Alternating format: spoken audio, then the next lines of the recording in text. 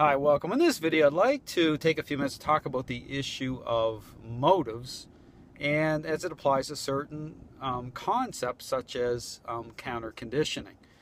Now, this is where one has to be able to step back and put things into context through the reasons why a dog is accepting or not accepting certain people, certain situations, to understand that it really is about motives. It's very, very deceptive for many, many trainers or people who simply apply a concept and looking at just appearances, making assumptions.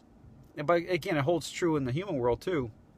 You have to look at a person's motives. People can be deceived all the time by making assumptions about the reasons why people do the things they do, especially with dealing with very selfish people.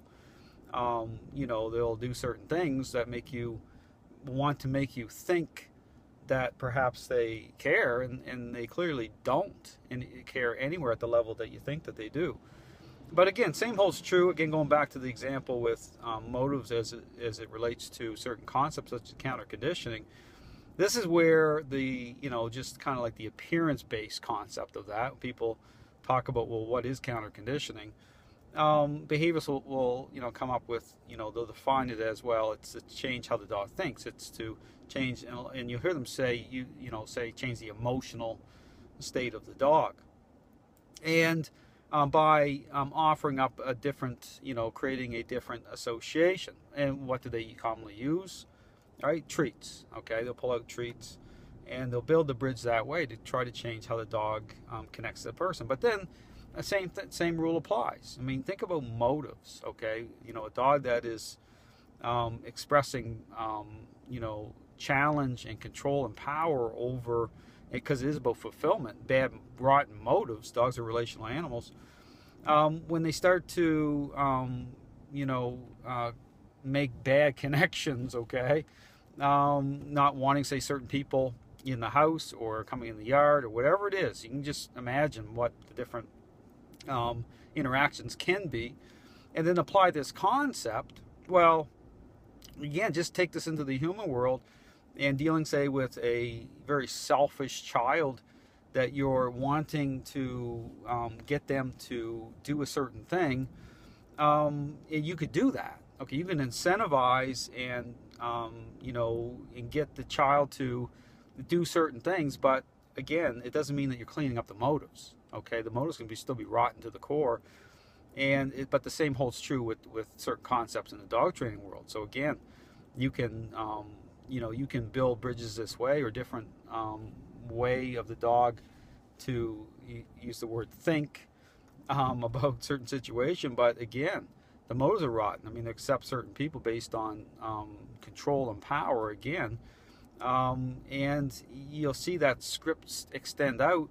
But again, the truth will always be out there. I mean, just like what's the thing with the X-Files, the truth is truth is out there. Well, just like in dog training, the clues, even in the human world. I mean, dealing with selfish people, the truth will always be there, and almost like it appears like it's on the fringes, because again, the person that has the most direct or intimate contact with either the human or the dog, oftentimes is more blinded by emotion. They're able to put the motives into context. They're making assumptions, and here it's the same thing. With dogs, they're making assumptions. But again, when this is why when you bring influence online, okay, within certain interactions, within the framework of what's reasonable, you pay attention to the reaction of the dog. This is how you put the cards on the table. And this is why certain interactions, the dog, doesn't matter if you use counter conditioning or not, certain interactions can expose the truth. So there again, you can use counter conditioning, certain concepts to get the dog to accept, but it doesn't mean that you're creating meaningful change in the relationship. It still means the boat's going down. And all you're doing is it's just you go from one, applying this concept from one situation to another, to another, to another. It never ends, but you're still going to have problems. Trust me. And a lot of these people who are doing this they're in avoidance situations. If they're really honest with themselves, they know that They feel frustrated, but they'll still invest months and years into these concepts, and the motives never clean up. This is why in certain, you know, task-specific things such as service dog training, it's the same thing. All these dogs are in a possessive state. They seem to function well in certain interactions as long as they have control. And once they are out in other situations, they start to, assert, influence and control, and challenge, and then everything falls apart. Because again, the glue that holds everything together is relational glue. So anyway, just something to think about when you're messing around with certain concepts. Just understand that appearances can be very deceiving. It's about motives. You have to look at what underpins the reason the dogs do the things they do.